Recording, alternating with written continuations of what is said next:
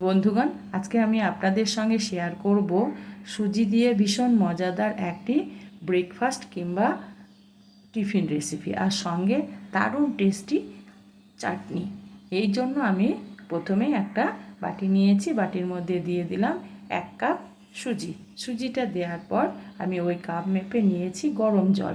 এবার আমি গরম জলের অর্ধেকের বেশিটা দিয়ে দিলাম। এবার নেড়ে চেড়ে আমি জলের সঙ্গে সুজিটাকে মিশিয়ে নেব। পুরোপুরি জল আমি একেবারে দিইনি, যেমন যেমন লাগবে তেমনি তেমনি দিলাম। আবারও আমি কিছুটা গরম জল দিয়ে দিলাম। এবার আবারও আমি সুজিটাকে ভালো করে জলের সঙ্গে সুজিটাকে মিশিয়ে নিলাম। আবারও আমার পুরোপুরি জলটা এখানে লেগে গেল, অর্থাৎ আমার 1 কাপ সুজির জন্য 1 কাপ জলের প্রয়োজন হলো। এবার এটা আমার মেশানো হয়ে গেছে, ঢাকা দিয়ে কিছুক্ষণ রেখে দেব। অন্যদিকে আমি একটা চাটনি তৈরি করে নেব। তার জন্য আমি একটা প্যান বসিয়ে দিয়েছি গ্যাসের মধ্যে, আর দিয়ে দিলাম 1 চামচ তেল। তেলটা একটু গরম হলে আমি এখানে দিয়ে দিলাম 1 চামচ ছোলার ডাল। ছোলার ডালটাকে একটু আমি নেড়ে চেড়ে আগে ভেজে নেব, যেহেতু ছোলার ডালটা কাঁচা আছে। ছোলাটা আমার অনেকটাই ভাজা হয়ে গেছে। এবার এখানে দিয়ে দিলাম 2টো শুকনো লঙ্কা আর 1 ইঞ্চ আদা, আর দিয়ে দিলাম কিছুটা রসুনের কোয়া, 8-10 কোয়া। এবার এগুলোকে একটু নেড়ে চেড়ে ভেজে নেব। কিছুক্ষণ ভেজে নেওয়ার পর এখানে আমি দিয়ে দিলাম একটা মিডিয়াম সাইজের পেঁয়াজ, যেটাকে আমি লম্বা লম্বা করে কেটে রেখেছি।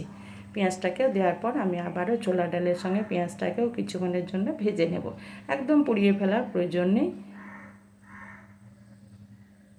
পেঁয়াজটা আমার নরম হলেই হবে। এই অবস্থায় দিয়ে দেব একটা টমেটো কুচনো। এবার টমেটোটাকে দেওয়ার পর আবারও আমি সমস্ত উপকরণগুলোকে ভালো করে একটু ভেজে নেব, যাতে টমেটো আর পেঁয়াজের গন্ধটা চলে যায়। আমার সমস্ত উপকরণগুলো ভাজা হয়ে গেছে। এবার এটাকে আমি নামিয়ে দেব, দিয়ে পুরোপুরিভাবে ঠান্ডা করে নেব। পুরোপুরি আমার ঠান্ডা হয়ে গেছে। তারপর আমি একটা মিক্সিং জার নিয়েছি, মিক্সিং জারের মধ্যে আমি দিয়ে দেব এই ছোলা ভাজা টমেটো দিয়ে দিলাম। দিয়ে দেওয়ার পর আমি এখানে দিয়ে দেব টক দই। এখানে আমি 2 চামচ টক দইয়ের ব্যবহার করব, আর আপনাদের এখানে লেবুর রস দিলেও হবে, বা লেবুর রস কিংবা তেঁতুল দিলেও হবে একটু। এবার এটা আমি পেস্ট বানিয়ে নিলাম। দেখুন বন্ধুরা, আমার পেস্টটা হয়ে গেছে। এবার বাটির মধ্যে আমি উঠিয়ে নেব। যেহেতু পেস্টটা একটু গাঢ় হয়েছে, সেহেতু আমি মিক্সিং জারের মধ্যে অল্প একটু জল দিয়ে ভালো করে ধুয়ে বাটির মধ্যে দিয়ে দিলাম। দেখুন আমার চাটনিটা রেডি হয়ে গেছে। এবার ওই প্যানের মধ্যে আবারও দিয়ে দিলাম 1 চামচ তেল।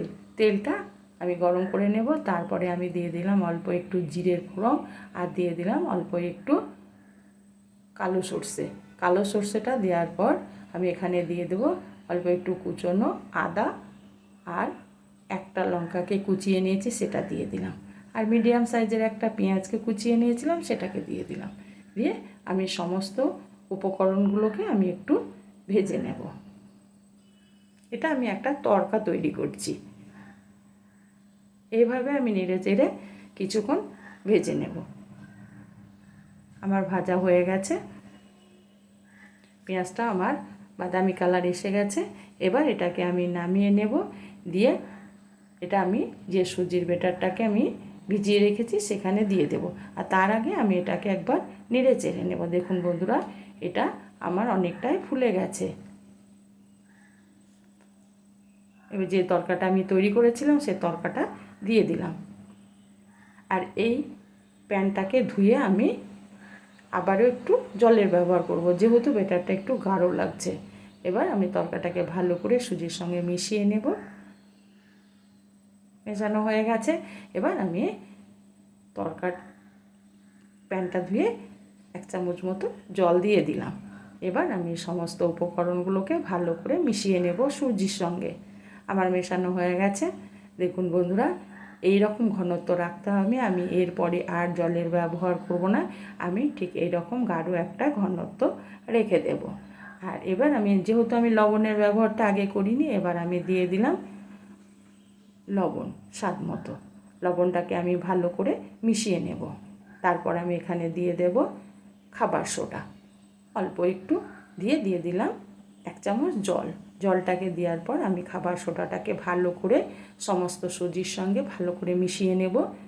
আর খাবার সোডাটা দেওয়ার পর বেশিক্ষণ রাখলে হবে না, সঙ্গে সঙ্গে এগুলোকে ভেজে নিতে হবে। আর তার জন্য আমি গ্যাসের মধ্যে একটা প্যান বসিয়ে দিয়েছি। এখানে আমি তড়কা প্যান দিয়েছি বসিয়ে। এবার দিয়ে দিলাম কয়েক ফোঁটা তেল। খুব কম তেলের মধ্যে এই রেসিপিটি তৈরি করে নেওয়া হয়। এবার তেলটাকে আমি ব্রাশ করে নিলাম।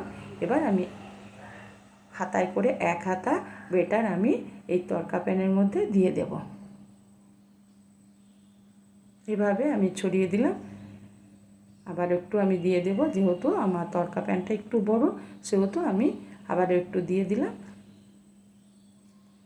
এবার আমি মিনিট খানিক আগে ভেজে নেব, তারপর এটাকে আমি উল্টিয়ে দেব।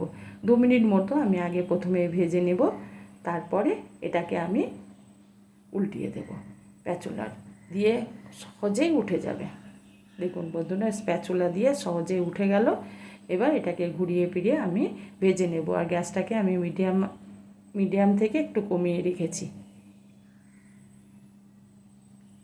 এইভাবে উল্টিয়ে পাল্টিয়ে এটাকে আমি ভেজে নেব। ভীষণ মজাদার একটি ব্রেকফাস্ট রেসিপি, খুব সহজভাবে এটাকে তৈরি করে নেওয়া যায়। আর বড় থেকে ছোট সবাই কিন্তু ভীষণ মজা করে খায়। আর একবার কমসে কম বানিয়ে দেখুন, সবাই কিন্তু পছন্দ করবে। একটা আমার ভাজা হয়ে গেল। ঠিক একইভাবে আবারও আমি কয়েক ফোঁটা তেল দিয়ে দেব। দিয়ে দেওয়ার পর আমি আবারও 1 হাতা বেটার ঠিক একইভাবে আমি দিয়ে দেব।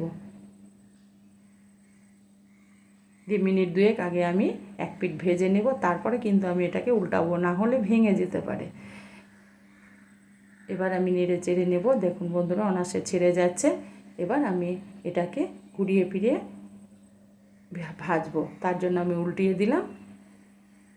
আর যদি আমার ভিডিওটা ভালো লেগে থাকে তবে অবশ্যই আমার একটা লাইক দেবেন আর সাবস্ক্রাইব করে আমার চ্যানেলটির পাশে থাকবেন এই নতুন নতুন ভিডিওগুলো পাওয়ার জন্য। এবার এগুলোকে আমি ঘুরিয়ে ফিরিয়ে ভেজে নেব। আর এখানে যেহেতু তেলটা একটু কম লাগছিল, সেই জন্য আমি আরও কয়েক ফোঁটা তেল দিয়েছিলাম। দিয়ে এইগুলোকে ঘুরিয়ে ফিরিয়ে আমি ভেজে নেব।